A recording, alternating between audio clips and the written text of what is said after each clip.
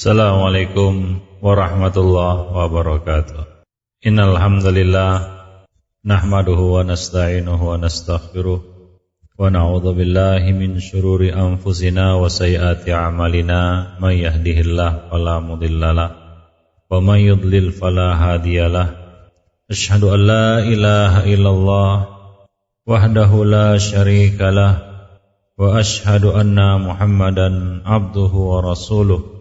Ya ayyuhalladzina amanu ittaqullaha haqqa tuqatih wa la tamutunna illa wa antum muslimun. Amma ba'd, fa inna ahsanal kalam kalamu rabbil alamin wa khairal huda huda sayyidil mursalin wa syarrul umuri muhdatsatuha wa kullu muhdatsatin bid'ah wa kullu bid'atin dhalalah wa kullu dhalalatin finnar. Masyarul muslimin wal muslimat, hadirin dan hadirat, para ikhwan dan akhwat rahimani wa rahimakumullahu jami'an. Pertama-tama kita bersyukur kepada Allah Subhanahu wa taala dengan banyak-banyak memujinya dan menggunakan segala nikmat yang telah diberikannya untuk menaatinya dan beribadah kepadanya.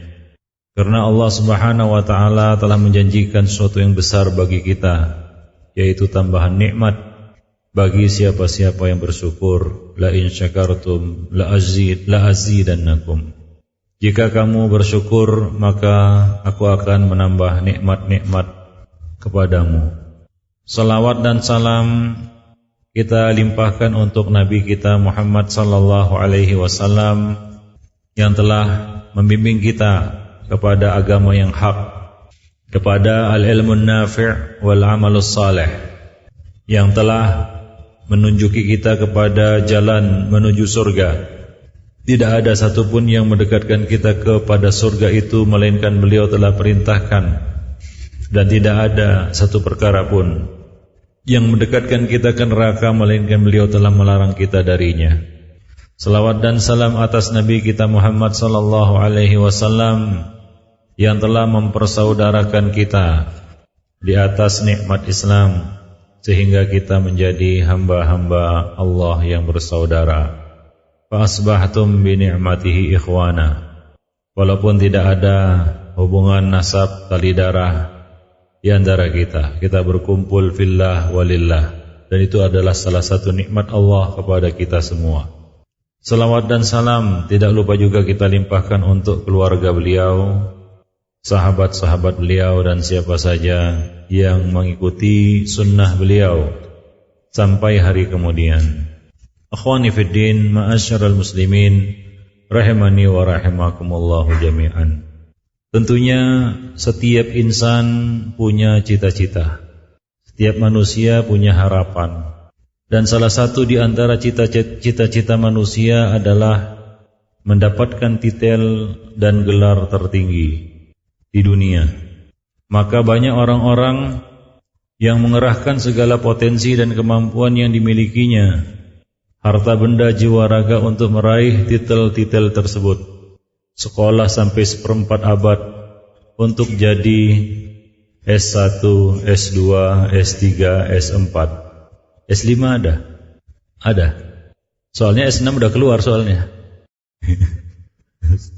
Fase demi fase, tahap demi tahap pendidikan dia lalui dengan sabar untuk mendapatkan gelar tertinggi, dan tujuannya adalah agar dia dapat menjadi manusia yang mulia, terpandang. Maka kalau buat undangan titelnya salah, marah dia. Ini bukan dokter. Kalau H itu kan titel juga ya. Hanya jangan H kecil, H besar. H kecil katanya umroh, kalau H besar haji. Ikhwani fiddin wa asyaral muslimin rahimani wa rahimakumullahu jami'an. Tapi apakah seorang insan itu benar-benar mulia dengan gelar-gelar itu? Ya, di Bandung ini dikenal juga dengan kota pendidikan gitu ya, selain kota kembang. Soalnya banyak di sini universitas-universitas yang beken, kan begitu ya, terkenal, populer, seperti ITB, Unpad, apalagi? Ya banyaklah yang lain, antum lebih tahu dari saya. Soalnya saya lama di Jogja, bukan di Bandung. Mungkin di antara hadirin sekalian ini ada yang mungkin sedang menempuh pendidikan. Ada yang sudah tamat, sudah meraih gelar itu, ada yang sedang menjalani masa pendidikan, ada yang di DO juga, kan begitu. Ada yang di DO. Ikhwani fiddin ma'asyiral muslimin, manusia berlomba-lomba, berkompetisi dengan sangat ketat. Masuknya saja susah, kan begitu. Harus ada persyaratan, pakai ujian, ya. Jadi masuknya saja susah. Mereka berkompetisi untuk meraih gelar-gelar dunia itu. Tapi apakah gelar-gelar dunia itu membuat mereka satu, mulia di sisi Allah Subhanahu wa taala? Jawabnya belum tentu. Yang kedua, apakah mereka akan mulia di mata manusia? Mungkin iya, mungkin tidak. Mungkin, kan begitu. Akan tetapi, ikhwani fiddin, yang jelas, gelar-gelar dunia ini hanya berlaku di dunia. Saya kira antum setuju dengan saya, bahwa gelar-gelar apapun yang kita raih di dunia ini, profesor, doktor, insinyur, itu masih di depan itu, belum lagi di belakang. MA, MSc, entah apa-apalah pokoknya. MSG. Ya. Itu hanya berlaku di dunia. Mati dia, misalnya profesor lah. Di dunia ya memang dia profesor. Begitu dia mati, yang profesor itu batu nisannya, Profesor Fulan, gitu ya. Yang jadi profesor itu siapa? Batu nisannya. Orangnya udah nggak jadi profesor lagi, khonifin. Selesai urusannya dengan dunia ini. Karena ternyata gelar-gelar dunia ini kan hanya untuk ilmu dunia saja. Betul Pak ya? Hanya untuk ilmu dunia. Nah, ilmu dunia itu hanya berlaku selama di dunia.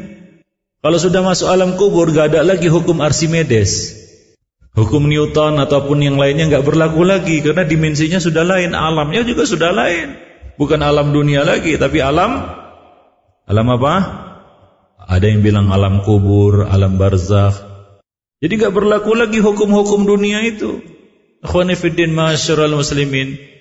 Nah, yang jadi pertanyaan, timbullah pertanyaan dalam benak kita, lalu apa gelar tertinggi yang betul-betul akan membawa manusia itu kepada kebahagiaan tanpa batas?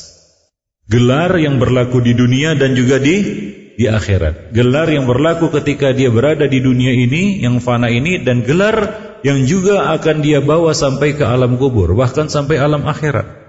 Kita sepakat semuanya bahwa tidak ada manusia yang lebih mulia daripada Rasulullah. Betul. Ada yang lebih mulia dari Nabi? Ya ada. Kalau ada dia mungkin harus syahadat lagi, kan begitu. Karena Nabi mengatakan ana sayyidu waladi Adam. Dan beliau dipilih oleh Allah Subhanahu wa taala menjadi khatamun nabiyyin. Ya, itu Rasulullah sallallahu alaihi wasallam. Apa gelar-gelar yang dimiliki oleh Nabi ini? Beliau adalah Rasul yang ummi, Rasul yang tidak tahu tulis baca. Dan Allah Subhanahu wa taala, itu bukan gelar beliau, ya. Rasul yang ummi ini dipuji dan disebut-sebut dengan sebutan yang mulia di dalam Al-Quran oleh Allah Subhanahu wa taala. Di antaranya adalah beliau disebut oleh Allah Subhanahu wa taala sebagai khatamun nabiyyin. Apa artinya khatamun nabiyyin? Penutup para nabi. Wa ma Muhammadun aba ahadim mir rijalikum walakin Rasulullah wa khataman nabiyyin. Beliau disebut khatamun nabiyyin, penutup para nabi. Itu gelar beliau. Di dalam ayat yang lain Allah menyebut beliau sebagai Rasulullah. Muhammadun Rasulullah. Muhammad itu adalah utusan Allah. Di dalam ayat yang lain Allah menyebut beliau dengan sebutan An-Nabi. Ya ayuhan nabiyyu taqillah. Itu di dalam Al-Quran. Di dalam sunnah beliau menyebut diri beliau sendiri dengan sebutan Sayyid. Ana sayyidu waladi Adam. Aku adalah penghulu para anak Adam. Penghulu anak-anak Adam. Pemimpin para kita katakan makhluk yang bernama manusia, anak Adam. Itu Rasulullah sallallahu alaihi wasallam.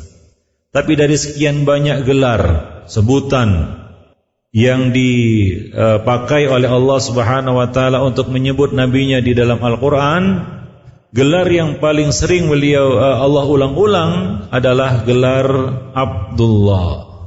Inilah gelar tertinggi, ikhwani fiddin ma'asyiral muslimin. Seperti dalam firman Allah Subhanahu wa taala, "Wa in kuntum fi raibin mimma nazzalna 'ala 'abdina fa'tu bi suratin min mithlih." Jika kamu ragu terhadap apa yang telah kami turunkan kepada hamba kami, 'ala 'abdina, hamba kami. Demikian pula dalam ayat yang lain Allah Subhanahu wa taala mengatakan, "Subhanalladzi asra bi 'abdihi lailan minal masjidil harami ilal masjidil aqsa alladzi barakna haulahu linuriyahu min ayatina innahu huwas samiul basir." Surat Al-Isra ayat 1, yang artinya Maha Suci Allah yang telah memperjalankan hambanya bi'abdihi lailan minal masjidil harami ilal masjidil aqsa, pada malam hari dari Masjidil Haram ke Masjidil Aqsa, yang kami berkahi sekitarnya, agar kami memperlihatkan kepadanya tanda-tanda kebesaran kami.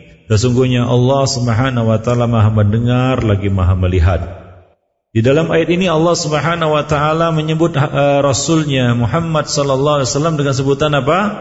Abduhu, hambanya. Demikian pula ini dalam Al-Qur'an. Rasulullah sallallahu alaihi wasallam juga bangga dengan gelar itu. Seperti dalam hadis Nabi mengatakan, "La tutruni kama atratin nasara Isa bin Maryam." Janganlah kamu sanjung aku seperti orang-orang Nasrani menyanjung Isa bin Maryam. Innama ana Abdullah, sesungguhnya aku adalah Abdullah, wa rasuluh, dan juga rasulnya. Jadi didahulukan penyebutan Abdullah. Ternyata gelar tertinggi yang mesti diraih dan dicapai oleh seorang hamba di dunia ini adalah menjadi Abdullah. Yang jadi pertanyaan, sudahkah kita raih gelar ini? Sudah kita raih gelar ini menjadi Abdullah? Abdullah ini ada dua pengertian. Satu, Abdullah secara lugawi, lugatan. Ada ya Abdullah secara istilahan, maknawi. Secara bahasa, semua makhluk Allah itu adalah hamba Allah. Adakah yang keluar dari kehendak Allah? Sampai si kafir pun tidak keluar dari kehendak Allah Subhanahu wa taala. Secara bahasa mereka juga disebut Abdullah. Tidak ada yang bukan hamba Allah. Tapi hamba Allah yang kita maksud di sini adalah hamba yang benar-benar mengabdikan dirinya, tunduk dan patuh, berserah diri kepada Allah Subhanahu wa taala. Maka tidak, kalau Abdullah itu diartikan seperti ini, maka tidak semua manusia itu menjadi hamba Allah. Ternyata menjadi hamba, kita katakan meraih gelar menjadi hamba Allah itu juga harus sekolah. Sama kalau kita ingin dapat gelar profesor, harus sekolah kan? Kalau nggak sekolah bisa Pak, dapat gelar doktor S3? Nggak bisa. Doktor kawi-kawian bisa. Dokter sesungguhnya nggak bisa. Harus sekolah. Sekolah dia, masuklah universitas untuk meraih gelar menjadi doktor. Tapi nggak pernah masuk kelas.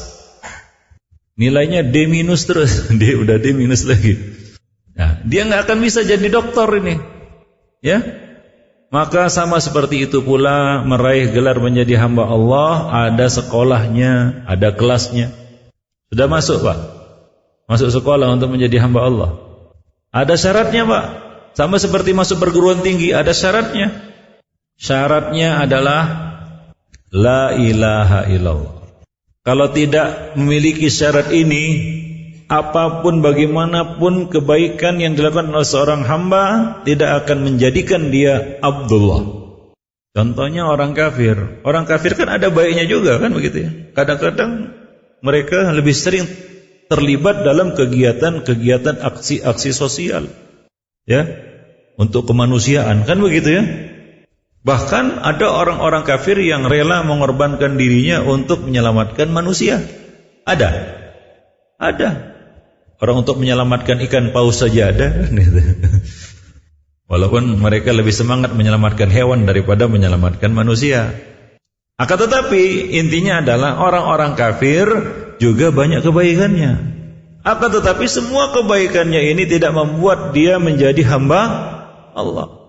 Dia tidak akan bisa meraih gelar menjadi Abdullah karena enggak masuk, tidak mencukupi dan memenuhi syarat, yaitu la ilaha illallah.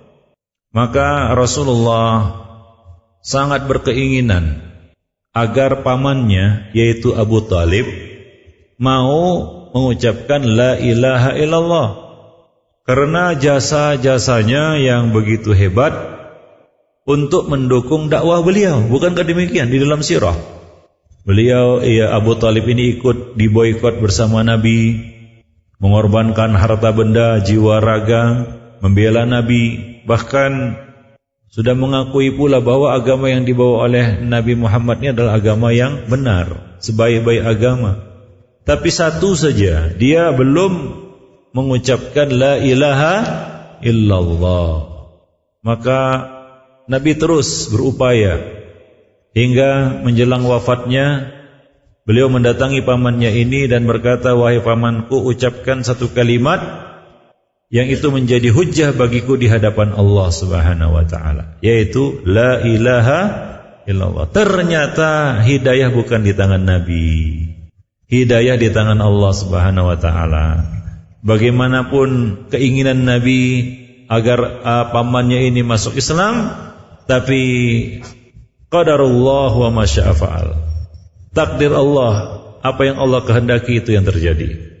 Pamannya mati dengan mengatakan ala millati Abdul Muttalib, di atas agama Abdul Muttalib. Mati di atas agama syirik, ikhwani fiddin ma'asyiral muslimin. Oleh sebab itu, beruntunglah orang-orang yang telah mengucapkan la ilaha illallah. Beruntung sekali. Kenapa? Sedikit saja kebaikan yang dilakukannya itu sudah sangat bernilai besar di sisi Allah Subhanahu wa taala. Bahkan di akhir nanti ada orang yang catatan kejahatannya itu sejauh mata memandang. Ini orang jahat minta ampun ini. Kenapa? Catatan kejahatannya itu sejauh mata memandang. Catatannya banyak sekali. Akan tapi tidak ada yang dizalimi nanti pada hari kiamat. Allah bertanya kepadanya, ya fulan, apakah kamu ada kebaikan? Dia lihat kanan, dia lihat kiri, lalu dia berkata, sepertinya tidak ya Allah. Aku enggak ingat lagi apakah ada kebaikan yang aku lakukan semasa hidup. Maka Allah mengatakan, la dzulmal yaum, tidak ada kezaliman pada hari ini.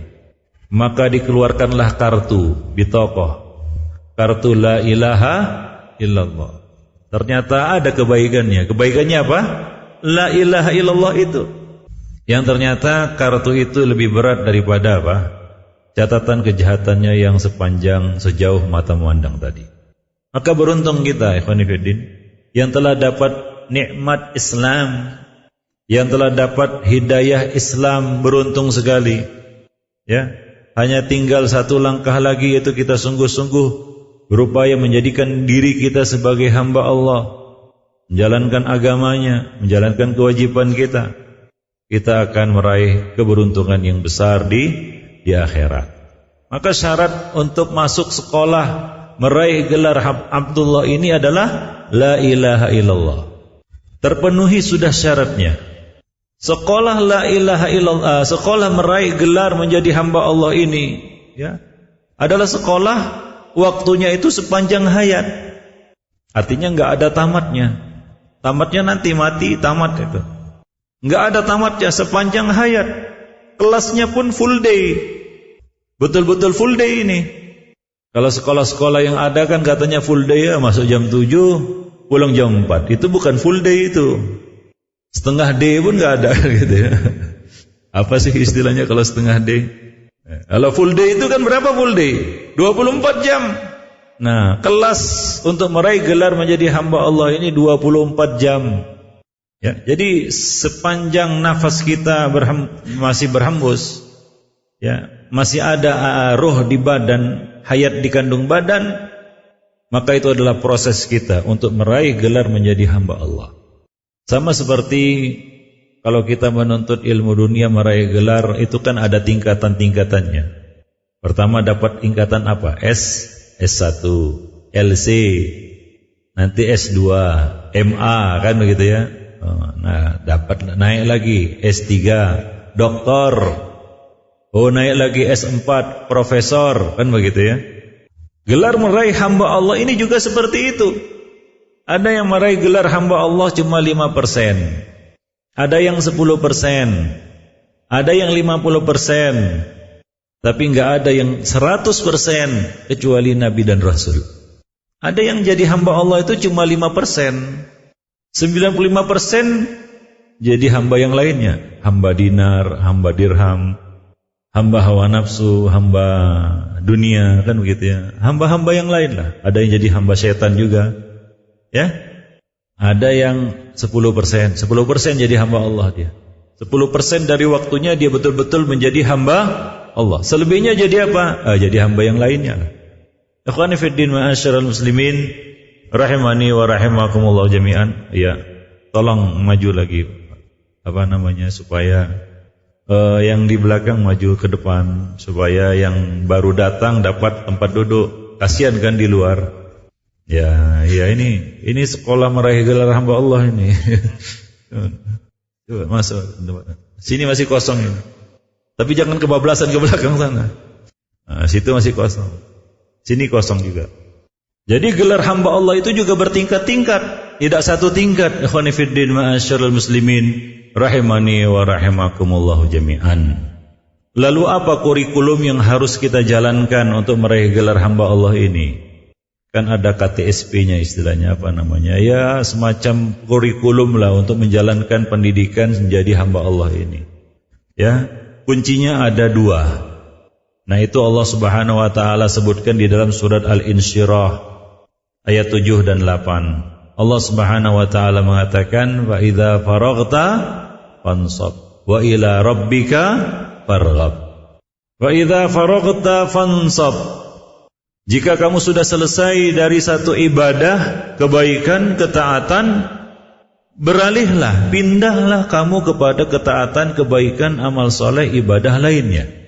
Wa ila rabbika farghab. Dan hanya kepada Rabbmu lah kamu mengharapkan pahala balasan dari kebaikan-kebaikan yang telah engkau lakukan. Jadi intinya memang manusia ini, ikhwani fiddin, kita ini manusia, insan, yang Allah katakan apa? Walaqad khalaqnal insana fi ahsani taqwim, sebaik-baik bentuk. Makhluk yang terbaik bentuknya adalah manusia. Coba lihat struktur tubuh kita. Wa fi anfusikum afala tubsirun, dan pada diri kamu tidakkah kamu memperhatikannya? Pernahkah kita bercermin dan berkaca? Lalu coba lihat bagaimana diri kita. Bukankah menakjubkan? Ketahuilah bahwa diri manusia yang begitu menakjubkan ini didesain oleh Allah Subhanahu wa taala sedemikian rupa untuk ibadah. Wa ma khalaqtul jinna wal insa illa liya'budun. Tidaklah aku ciptakan jin dan manusia agar mereka beribadah kepadaku semata. Jadi ada 2 hal pokok. Yang pertama adalah ibadah, dan yang kedua adalah ibadah itu untuk Allah Subhanahu wa taala. Yang pertama adalah ibadah, dan yang kedua ibadah itu ditujukan, dilakukan untuk Allah Subhanahu wa taala. Coba lihat diri kita ini.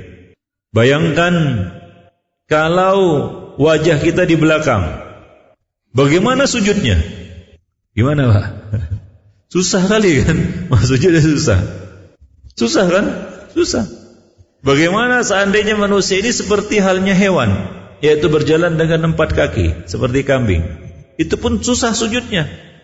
Jadi memang didesain seperti ini rangka struktur tubuh kita. Memang ya untuk beribadah, dan ibadah yang paling agung, keadaan yang paling baik pada diri manusia itu adalah sujud. Pernah sujud? Kalau enggak pernah keterlaluan lah kan itu ya. Bayangkan Hanifuddin, ketika kita sujud betapa nikmat ya. Posisi kita begitu sangat ideal, begitu ideal. Ya.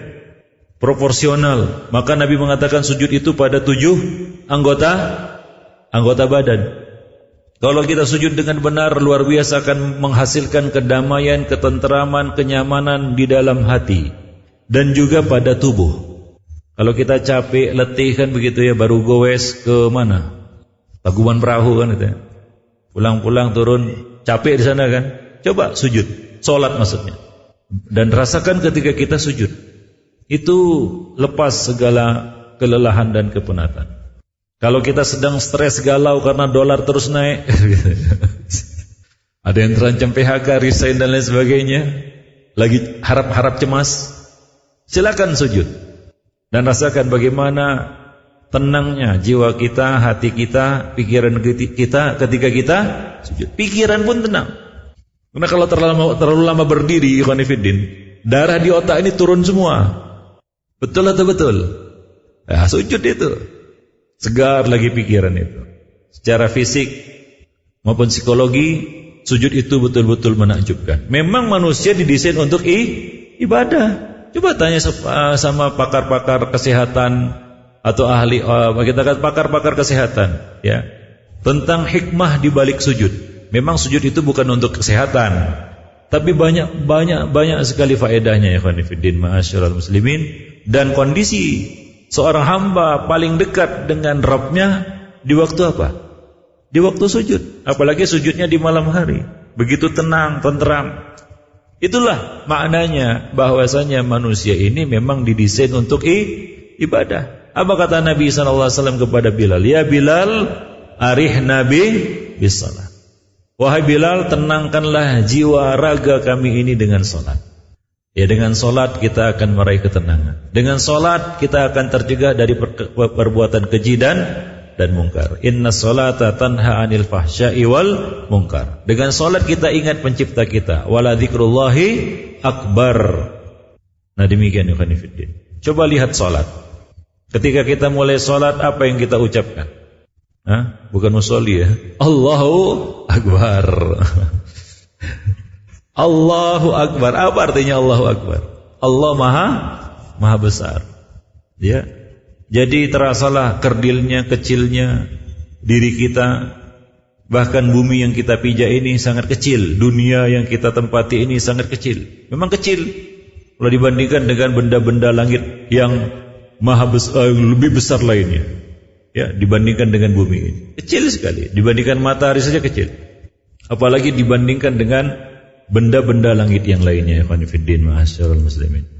Jadi ibadah itu melahirkan ketenangan dan kedamaian di dalam jiwa. Dan ibadah itu adalah salah satu proses seorang hamba untuk meraih menjadi Abdullah.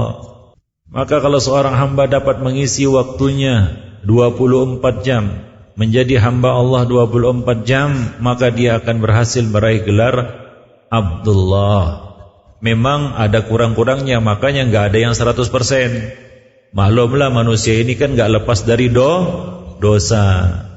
Kullu bani Adam khata' wa khairu khata'ina tawwabun. Ibarat mahasiswa, jaranglah ada yang IP-nya itu sampai 4 kan begitu ya. Paling 39,9 sampai mendekati. Nah, itulah dia IP-nya para sahabat. Ya kan, kalau kita ini ya paling 2,5 gitu. Itu pun sudah paten kali itu. Ya kan, jadi hamba Allah 50% aja itu udah luar biasa ya khanifuddin ma'asyiral muslimin. Ya, kita ini banyak lalainya, kita ini banyak lengahnya, kita ini kadang-kadang, bukan kadang-kadang lagi, sering jatuh dalam dosa karena kejahilan kita, kan begitu. Jadi khanifuddin ma'asyiral muslimin, meraih gelar menjadi hamba Allah ini sepanjang hayat dan kelasnya itu 24 jam. Bagaimana kita mengisi waktu 24 jam itu? Maka kuncinya adalah seperti yang Allah sebutkan di dalam surat Al-Insyirah ayat 7 dan ayat 8, fa idza faraghta fansab. Jika kamu sudah selesai dari satu urusan, maka beralihlah kepada urusan yang lain. Dari urusan-urusan ketaatan tentunya. Ya, ayat ini tidaklah bermakna jika kamu sudah selesai dari satu kejahatan, pindahlah kepada kejahatan yang lain.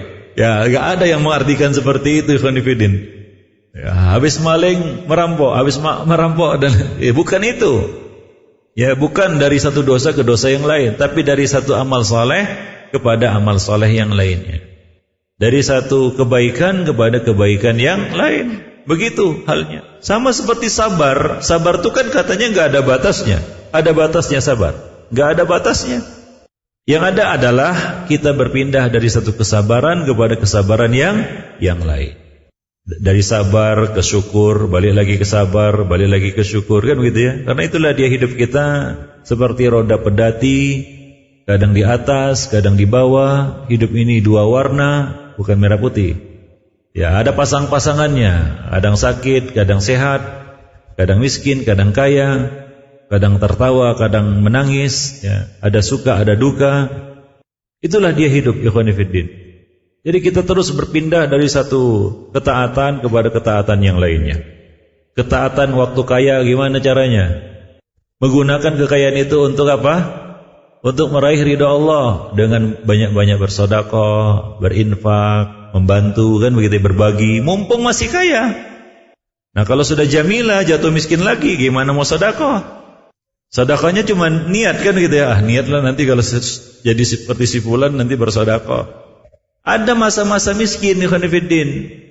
Ada masa-masa Allah Subhanahu wa taala memberikan kelapangan kepada kita. Nah, itu dari sisi harta, dari sisi kesehatan. Mumpung sehat, banyak-banyak berkarya. Nanti kalau sudah jatuh sakit, kita nggak bisa buat apa-apa. Maka itulah yang dimaksud dengan faidza faraghta fansab. Berpindah dari satu kebaikan kepada kebaikan yang lain. Karena manusia yang paling disukai Allah adalah manusia yang paling banyak manfaatnya bagi orang lain. Ahabul ibadi ilallah anfa'uhum linnas.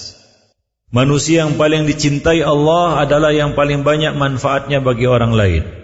Dia tidak putus-putusnya dia berbuat kebaikan. Ada saja karya yang ditorehkannya, yang ditinggalkannya. Karena pepatah orang tua kita mengatakan gajah mati meninggalkan belang, harimau mati gajah mati meninggalkan belang pula. Salah, kebalik itu. Gajah mati meninggalkan gading, harimau mati meninggalkan belang. Kalau manusia mati meninggalkan apa? Nama. Kan utang pula. Ini yang doyan utang itu. Manusia mati meninggalkan nama. Coba tanyakan kepada diri kita.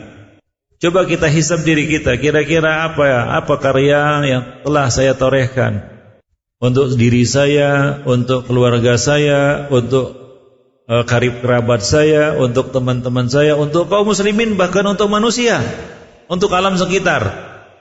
Ikhwani fiddin ma'asyar. Maka di dalam Islam menanam pohon itu merupakan juga kebaikan. Bahkan kalau besok kiamat, sekarang bisa menanam pohon, tanam pohon sekarang. Besok kiamat itu. Apalagi masih lama kiamat, kan begitu ya. Banyak kebaikan di situ. Begitulah Nabi SAW mentarghib kita untuk apa? Untuk berbuat kebaikan. Memotivasi ya kaum muslimin ini untuk berbuat kebaikan. Sehingga senyum saja ya itu didorong oleh Nabi. Jangan kamu meremehkan kebaikan. La tahkiranna minal ma'rufi syai'an walau an talqa akhaka biwajhin taliq. Walaupun kebaikan itu hanya sekedar kamu melemparkan senyuman kepada saudaramu. Jadi modal mesem-mesem gitu ya. Mesem. Modal mesem-mesem itu kebaikan. Ikhwani fiddin ma'asyiral muslimin. Apalagi yang lebih besar dari itu. Apa kata Nabi? Tabassumuka fi wajhi akhika shadaqah.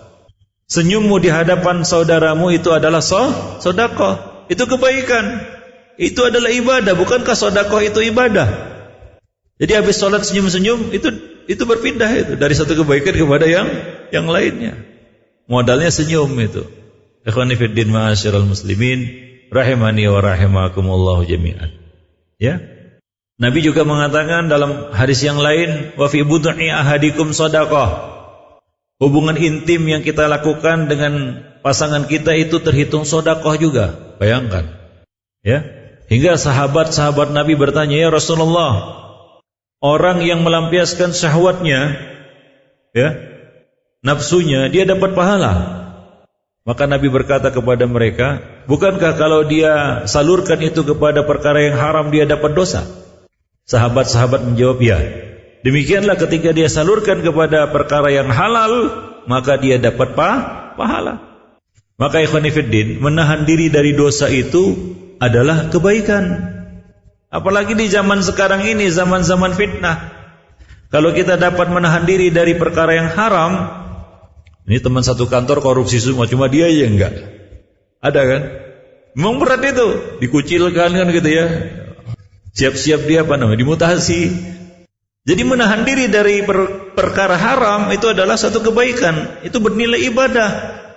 Apalagi ada godaannya. Bukankah salah satu di antara manusia yang dinaungi oleh Allah Subhanahu wa taala pada hari kiamat nanti, ada 7 orang yang dinaungi Allah. Salah satunya apa? Seorang yang sudah terbuka kesempatan di hadapannya untuk berzina. Ya. Sudah terbuka, udah enggak ada halangan lagi. Tinggal baca doa aja. Kalau ingat. Tapi apa yang dia ingat? Inni akhafullah, aku takut kepada Allah. Dia enggak jadi melakukannya. Padahal kesempatan sudah terbuka. Nah, ini adalah kebaikan hingga Allah mengganjarnya dengan apa? Dengan suatu keistimewaan, diberi naungan. Nanti di akhirat, di bawah naungan yang tidak ada naungan pada hari itu kecuali naungan Allah Subhanahu wa taala. Jadi kita menahan diri dari perbuatan haram itu ibadah. Maka sangat mungkin seorang hamba itu menjadi hamba Allah 24 jam. Ya, atau ya kita katakan apa? Mayoritas dari waktunya itu didominasi dengan apa? Kebaikan demi kebaikan. Tergelincir sedikit-sedikit, ya itu wajar, ikhwan fillah. Maklumlah, iman itu kan naik turun dia. Macam gelombang laut, naik turun. Wah. Dia enggak rata. Iman itu sudah jelas turunnya, namun belum tentu naiknya. Sudah jelas turunnya kenapa? Karena kita pasti berbuat dosa, pasti turun waktu itu. Tapi naiknya itu macam-macam. Ya, ada yang dapat naik dengan segera, ada yang lambat naiknya, sudah melorot, lambat naik. Ya demikian. Ya, maka kalau kita pandang, kalau kita artikan ibadah itu dengan artian yang lebih luas lagi, maka segala aktivitas dunia kita itu dapat kita konversikan menjadi ibadah. Sehingga istirahat kita itu juga terhitung ibadah, makan kita terhitung ibadah. Bukankah makan itu diperintahkan? Kulu washrabu wala tusrifu. Makan dan minum, tapi jangan lebih-lebih. Istirahat juga, bahkan tidur itu dapat bernilai ibadah. Kalau kita niatkan memang untuk mendukung dan mendorong kita untuk berbuat kebaikan, supaya ya tidur siang pun ibadah. Bukankah Nabi SAW mengatakan kilu fa inna syaitana la takilu, tidur sianglah kamu karena syaitan tidak tidur siang. Memang mustahab, tidak wajib, tapi kalau bisa tidur siang itu jadi ibadah. Bayangkan tidur pun ibadah. Tapi jangan kelamaan lah. Nah, tidur terus juga gak bagus kan gitu. Ya semua ada waktunya kan begitu. Ya, jadi istirahat kita pun jadi ibadah. Aktivitas-aktivitas duniawi kita juga bisa bernilai ibadah. Maka salah satu yang membuat ya semua kegiatan kita itu akan bernilai kebaikan di sisi Allah Subhanahu wa taala adalah kita menjadikan kegiatan aktivitas ya apapun yang kita lakukan di atas muka bumi ini ya orientasinya adalah akhirat. Beruntunglah seorang hamba yang orientasi hidupnya akhirat. Saya tidak melarang antum meraih gelar menjadi profesor, doktor, insinyur, MA, BSc atau apapun gelar-gelar dunia ini. Silakan. Itu kan perkara yang mubah. Kalau antum menuntut ilmu dunia enggak ikhlas, enggak apa-apa, enggak berdosa. Iyalah. Masa berdosa? Berdosa. Antum kuliah di ITB enggak ikhlas, berdosa. Payah nanti, berdosa semua nanti kan gitu. Enggak disyaratkan harus ikhlas. Tapi kalau nuntut ilmu agama enggak ikhlas, dapat ancaman. Karena harus ikhlas dia. Ilmu dunia silakan, saya ingin jadi profesor supaya uang saya banyak, gaji saya di atas 10 juta. Silakan. Bisa dapat, bisa enggak. Ya tergantung profesornya kan gitu ya, tergantung nasib. Saya ingin jadi dokter supaya saya dihormati orang. Ada nama saya di depan tuh DR kan begitu ya. Kalau DRS di rumah saja. Silakan, enggak jadi masalah. Tapi rugi. keuntungannya cuma duniawi. Selesai, gak lebih dari itu. Tapi itu kalau kita niatkan orientasi kita akhirat, ya saya jadi profesor supaya saya dapat maksimalkan ini untuk kepentingan Islam dan kaum muslimin, untuk kebaikan, kan begitu ya. Itulah tujuan utamanya. Sehingga gelar profesornya itu, gelar dokternya itu, ya, statusnya sebagai dokter tidak menghalanginya untuk beramal soleh, membantu, ya, dan tidak menghalanginya dari kewajiban-kewajibannya. Kalau bertabrakan antara kewajibannya dengan gelarnya itu, maka dia utamakan kewajibannya. Dia korbankan itu. Kenapa? Karena dia ingin jadi dokter, jadi profesor, itu lillah, orientasinya akhirat. Kalau bertentangan dengan apa yang Allah ridhoi, dia tinggalkan, dan dia gak merasa keberatan. Nah, ini orang yang hidupnya orientasinya adalah akhirat. Akhwani fiddin, ini akan mempermudah langkahnya untuk menjadi hamba Allah Subhanahu wa taala. Gelar yang lebih tinggi dari hanya sekedar gelar-gelar dunia yang dikejar-kejar oleh manusia. Yang manusia berkompetisi, berlomba-lomba untuk mendapatkannya. Maka Nabi SAW mengatakan, "Man kanatid dunya hammahu, man kanatil akhiratu niyatahu." Barang siapa yang niatnya adalah akhirat, orientasinya adalah akhirat, segala aktivitas dunia yang dikerjakannya orientasinya akhirat, apalagi amal-amal akhirat, maka apa yang Allah berikan kepadanya? Ja'alallahu ghinahu fi qalbihi. Allah Subhanahu wa taala akan menjadikan hatinya kaya. Orang yang kaya hati. Karena hakikat kaya itu adalah orang yang kaya hatinya. Bukan tebal kantongnya, bukan. Tetapi apa? Tebal hatinya. Kaya hati. Kemudian apa? Wa jama'allahu lahu syamlahu. Allah Subhanahu wa taala akan memberikan kepadanya kekuatan, mengumpulkan kekuatannya. Dia akan menjadi orang yang paling tegar, paling kokoh, paling kuat, paling resisten, paling istiqomah menghadapi segala ujian dan tantangan hidup. Maka dia enggak cemen, cengeng, kan begitu ya. Sikit-sikit galau, sikit-sikit galau. Karena ujian sikit stres, kan begitu ya. Kepikiran bunuh diri. Banyak orang yang gamang menjalani kehidupan. Kenapa? Karena tujuannya dunia terus. Dia akan menjadi hamba yang lemah. Orang yang tujuan hidupnya akhirat, dia akan menjadi orang yang tegar. Karena hidup ini enggak akan mungkin lepas dari ujian. Ya, enggak akan mungkin itu. Hidup ini lepas dari ujian. Orang Nabi saja diuji, apalagi kita. Itu kekasih Allah Subhanahu wa taala. Apalagi kita yang bukan apa-apa. Kita pasti akan menemui ujian-ujian itu. Walaupun kita percaya husnuzan kepada Allah bahwa Allah tidaklah menguji seorang hamba di luar dari kemampuannya. Tetapi kemampuan ini enggak akan keluar dia. Ya. Itu adalah perasaan lemahnya. Dia katakan, "Waduh, Allah zalim, memberikan musibah kepadaku sangat berat." Itu adalah was-was tipu daya syaitan. Allah mengatakan, "La ta'jiz, wasta'in billah." Jangan kamu melemah, minta pertolongan kepada Allah Subhanahu wa taala. Tapi bagi orang yang tidak punya iman, memang seperti itu. Dia senantiasa bersuudzon kepada Rabb-nya. Dia kira Rabb-nya itu zalim kepadanya, padahal Allah tidaklah yukallifun nafsan illa wus'aha. Tapi karena yang jadi tujuan hidupnya itu adalah dunia, maka dia akan menjadi makhluk yang paling cengeng. Ya, sedikit-sedikit ngeluh.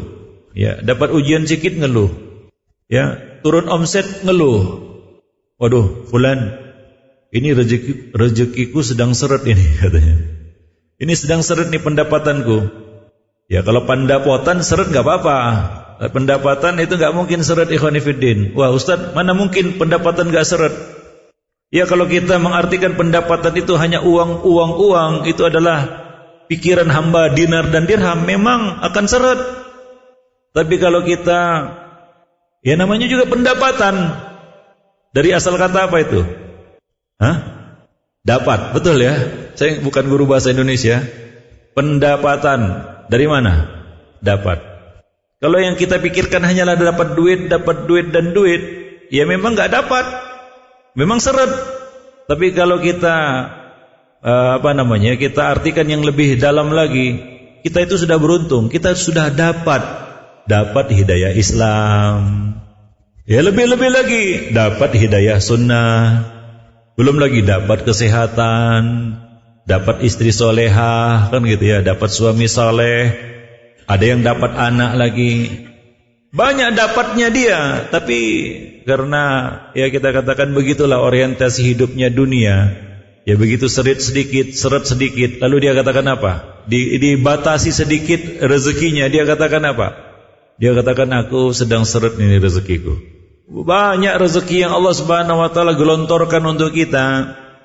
Yang kalau kita mensyukurinya, habis usia kita untuk mensyukuri nikmat Allah. Maka kerja manusia ini hanyalah bersyukur dan terus bersyukur kepada Allah Subhanahu wa taala, saking banyaknya. Maka tidak pantas seorang muslim atau seorang mukmin mengeluhkan rezekinya atau mengatakan rezeki saya sedang seret. Maka Nabi mengatakan, ya, wala tastabdi'anna rizq. Janganlah kamu merasa rezeki kamu itu lambat turun, enggak turun-turun.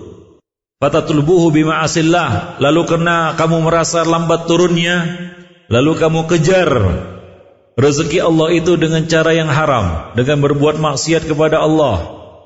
Hingga muncullah semboyan, wah, zaman sekarang ini yang haram susah.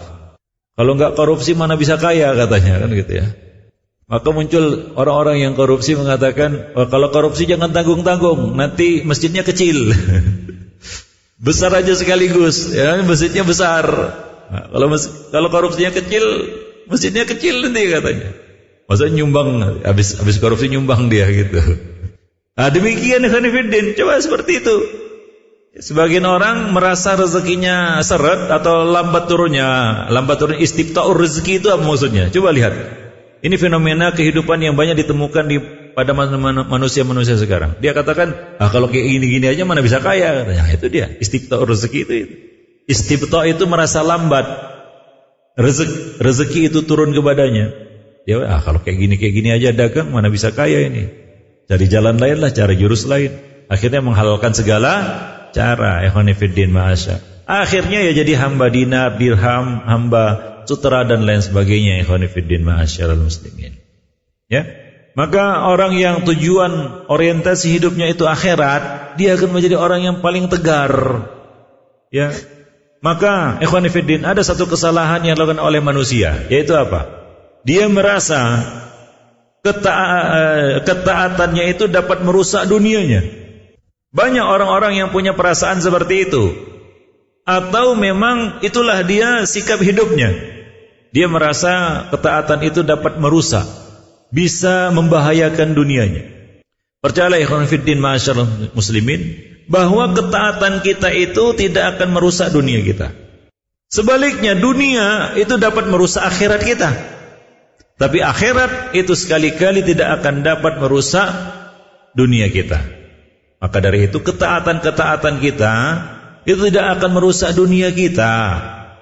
Ustadz, ini jenggot ini jadi halangan ini. Kenapa? Melamar sana sini nggak ada yang terima. Gitu. Melamar dari pintu ke pintu ditolak gara-gara apa? Jenggot. Gimana Ustadz? Boleh nggak ini? Diapai? Bukan dikuncir, dipotong kan gitu ya. Biar selesai urusannya kan gitu ya. Selesai dia. Saya bilang itu kan kode alam. Apa pula kode alam itu? Ini kode alam bahwasanya rezeki kamu bukanlah jadi karyawan. Coba berbisnis, berdagang yang enggak ada tuntutan untuk potong jenggot. Mungkin dari situ rezeki kamu. Oh iya ya katanya. Nah, demikian. Coba lihat, sebagian orang merasa ketaatan yang dilakukannya itu akan merusak dunianya. Sehingga apabila dia dapat musibah dunia, yang dikambing hitamkan adalah ketaatannya. Dipecat dia dari kerjanya kan. Nah inilah nih, gara-gara celana ini. Aduh katanya. Kenapa lah ada larangan isbal katanya. Coba lihat. Dia menyesali ada larangan isbal katanya. Kenapa ada larangan isbal? Jangan-jangan salah itu katanya. Coba lihat. Akhirnya mulailah muncul takwil-takwil yang batil kan ya. Muncullah pikiran-pikiran kotornya. Ikhwani fiddin ma'asyarul muslimin rahimani wa rahim. Jadi jangan sekali-kali kita itu mengkambing hitamkan ketaatan kita. Kalau kita kambingkan ketaatan kita, maka sedikit demi sedikit lambat laun kita akan keluar dari kurikulum. Kita tidak akan bisa menjadi hamba Allah Subhanahu wa taala. Karena dosa itu, ikhwan fillah, sifatnya itu seperti kata pepatah. Esa hilang, dua terbilang. Itu dosa. Kalau kita sudah meremehkan satu dosa, besok kita akan meremehkan dosa yang kedua. Besoknya lagi yang ketiga, keempat, kelima. Setan akan pakai jurus fulan. Udah, kipas saja. Apa bedanya dengan yang kemarin? Ya. Coba perhatikan orang-orang yang jatuh dalam perbuatan bid'ah dalam agama. Pertama saat besok-besoknya setan bisik lagi. Kemarin itu buat bid'ah, sekarang ini buat lagi. Gak ada bedanya, sama aja. Udah terlanjur basah. Buat dua, buat tiga. Ya, akhirnya ya kita katakan, ya, jadilah dia ya orang-orang yang ya kita katakan berkubang dengan maksiat dan bid'ah tersebut. Wal iyadu billah. Ikhwani fiddin, ma'asyiral muslimin rahimani wa rahimakumullah. Jadi ketaatan kita itu tidak akan merusak dunia kita.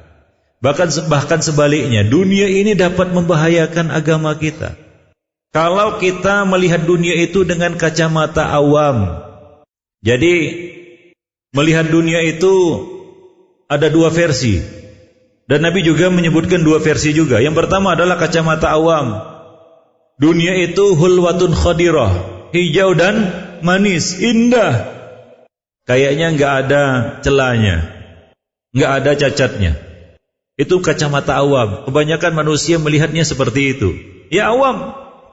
Zuyyina lin-nasi hubbus syahawati minan nisa'i wal banina wal qanatiril muqantarati minadh dhahabi wal fiddati wal khailil musawwamati wal an'ami wal hars.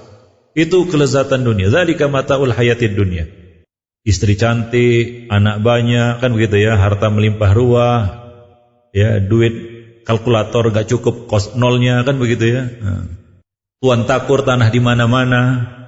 Juragan sapi, sapinya sebanyak satu lembah, kan begitu. Itulah dia yang disenangi oleh manusia. Memang itu dia. Itulah dia dunia. Indah, hijau dan manis. Itu kalau kita lihat dunia itu pakai kacamata apa? Awam. Tapi kalau kita lihat dunia itu dengan kacamata ilmu, ya, maka pandangannya pun berbeda. Terbalik 180 derajat. Satu ketika Nabi SAW berjalan bersama sahabat. Rupanya di situ ada bangkai kambing. Ya, Nabi mengatakan, siapa yang mau dikasih gratis ini kambing ini? Mereka mengatakan, siapa yang mau? Ya, gratis pun gak ada yang mau. Maka Nabi mengatakan, sesungguhnya dunia itu di sisi Allah lebih hina daripada bangkai kambing ini. Ini orang yang punya ilmu. Dia melihat dunia itu dari sisi yang lain, dengan kacamata berbeda. Ikhwani fiddin ma'asyiral muslimin rahimani wa rahimakumullah jami'an. Dalam hadis yang lain Nabi sallallahu alaihi wasallam mengumpamakan dunia itu seperti makanan yang keluar dari perut anak Adam. Disamakan, diidentikan dengan apa yang keluar dari perut anak Adam. Apa yang dimakan oleh anak Adam. Ya, satu ketika Nabi bertanya kepada Dohak, ya Dohak, apa makananmu? Daging, katanya. Apa minumanmu? Susu, jawabnya. Nabi bertanya lagi, sudah dimakan, diminum jadi apa? Jadi apa? Ya jadi apalah. Sudah tahulah. Kalau keluarnya dari atas namanya muntah. Kalau dari bawah, tahulah. Gitu ya.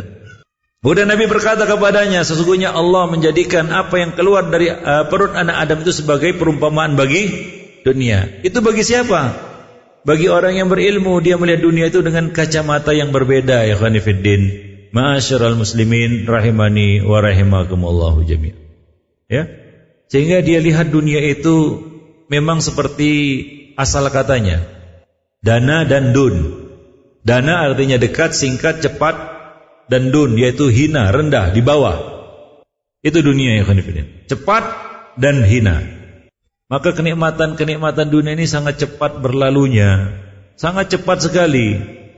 Maka dunia ini istilahnya GPL ya khonifidin. Tahu GPL? Dunia ini GPL. Apa GPL? Gak tahu GPL di Bandung? Apa? Betul. Tahu ini sering makan di restoran. Mesen gak pakai lama kan gitu.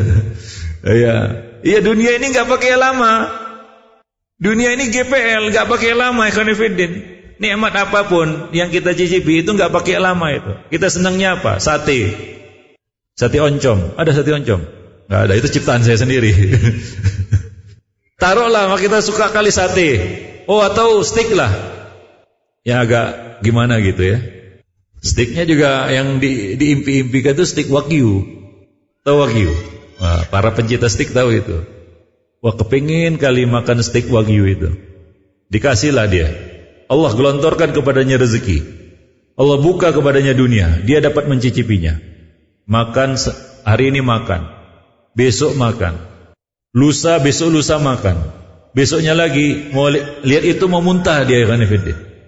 Ada orang yang nggak punya mobil, kemana-mana masih naik kereta di Medan. Kalau di sini sepeda motor. Kemana-mana naik sepeda motor kan begitu, kepanasan, hujan kehujanan, panas kepanasan kan begitu. Ngelihat orang naik mobil, enak kali lah naik mobil ini kan begitu ya. Ini nikmat dunia ini. Dapat mobil dia bisa beli mobil, walaupun ya, tapi mobil, naik mobil dia, naik bulan ganti jadi, kan gitu. Enak sekali kan itu ya. Sebulan, 2 bulan, 3 bulan. Ya, bulan keempatnya, cuma seperti ininya naik mobil katanya. Enggak terasa lagi nikmatnya. Biasa aja. Bahkan besok-besoknya kepingin kali naik sepeda.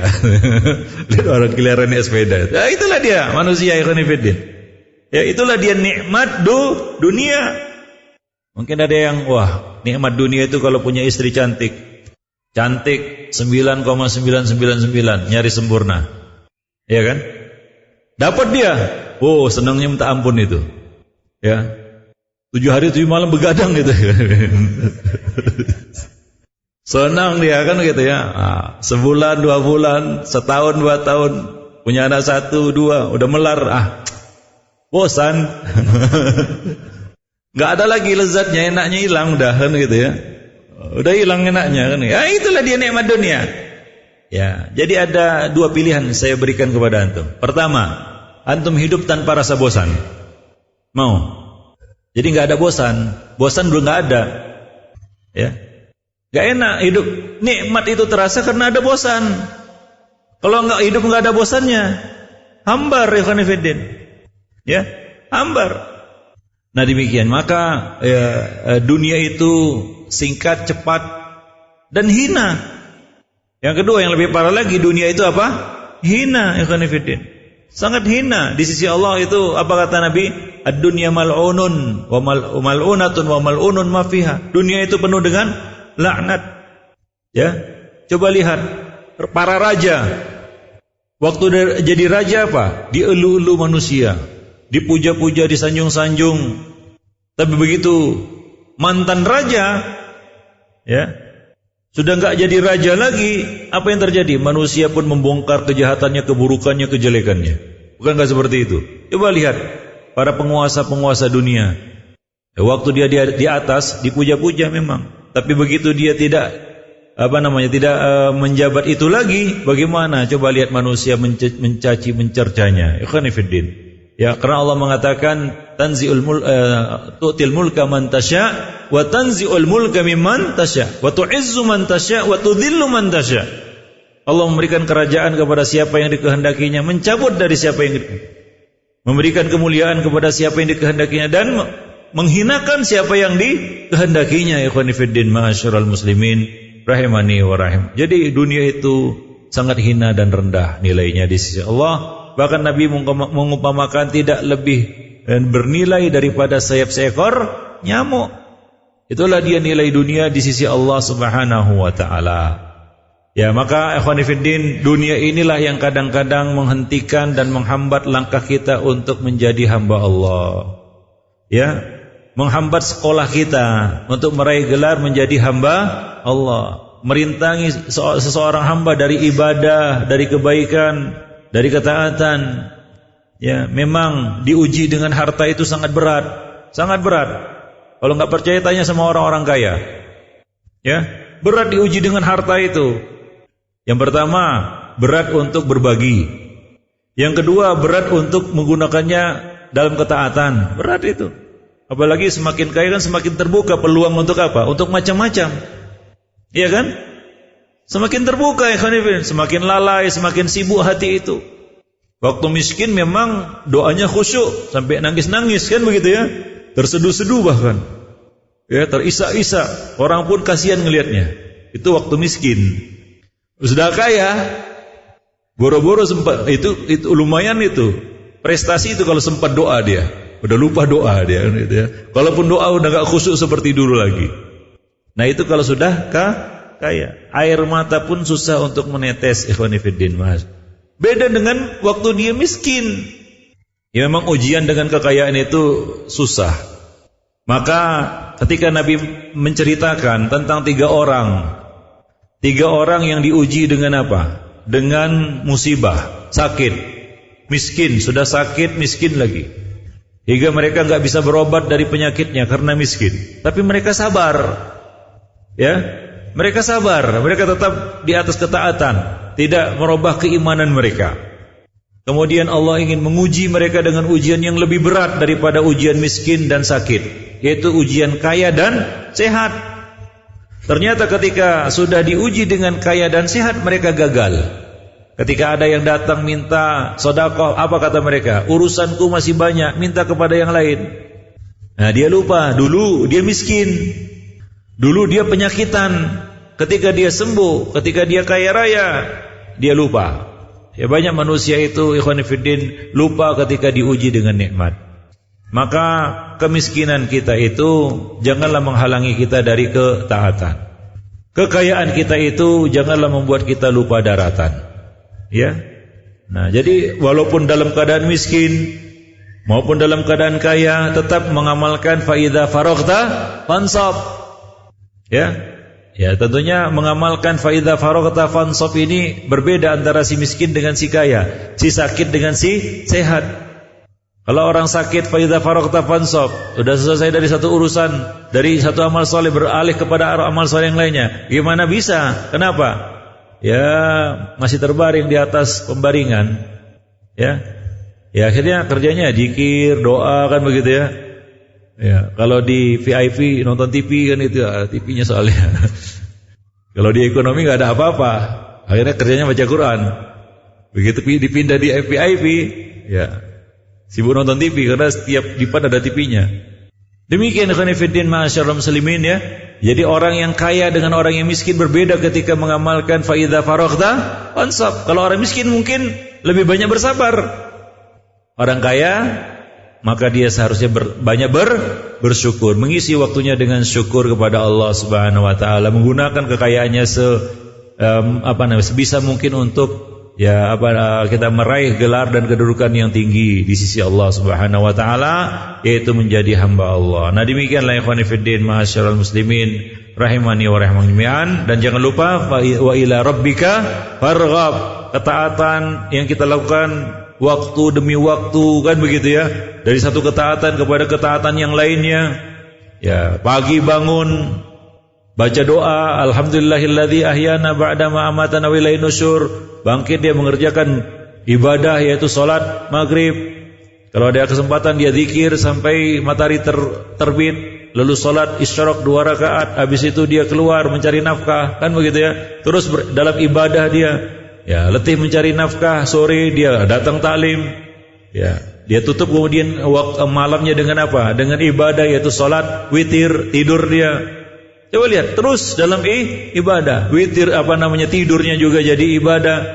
Fa idza faraghta fansab. Nah, itulah dia ikhwani fillah yang namanya keistiqomahan. Terus dalam ketaatan ya. Dengan kita katakan mengerjakan ketaatan dari ketaatan yang lainnya ya. Jadi kalau kita perluas makna ibadah, maka kita bisa menjadi hamba Allah 24 jam. Kita bisa meraih gelar menjadi Abdullah, gelar tertinggi yang semestinya dan selayaknya kita kejar dan kita cita-citakan di dalam hidup. Kita tanamkan kepada anak-anak kita. Nak, mau gelar yang tertinggi? Mau jadi apa? Jadi hamba Allah. Jangan nanti nak kalau udah besar jadi dokter ya. Jadi insinyur, jadi presiden gitu ya. Habis jadi sebenarnya masuk KPK kan gitu ya, masuk penjara. Jadi menteri, ujungnya masuk penjara kan gitu ya. Nah, demikian ikhwan fillah ma'asyiral muslimin rahimani wa rahimakum jami'an. Nah, demikian saja mungkin yang dapat kita sampaikan dalam kesempatan yang berbahagia ini ya. Mohon maaf kalau ada kekurangan dan kesalahan atau kata-kata yang kurang berkenan. Mohon maaf karena tidak ada sesi pertanyaan, karena kita masih ada majelis besok ya, jam 9 besok untuk ikhwan di sini, untuk akhwat di Masjid Al-Furqan ya, Jalan Jurang. Untuk akhwat kalau ingin bertanya silakan tanya sama ustazahnya juga, enggak mengapa, sama saja duplikatnya gitu. Untuk ikhwan nanti pertanyaannya besok ya di majelis ini juga. Demikian saja. Subhanakallah bihamdik, asyhadu an la ilaha illa anta wa astaghfiruka wa atubu ilaik. Assalamualaikum warahmatullahi wabarakatuh.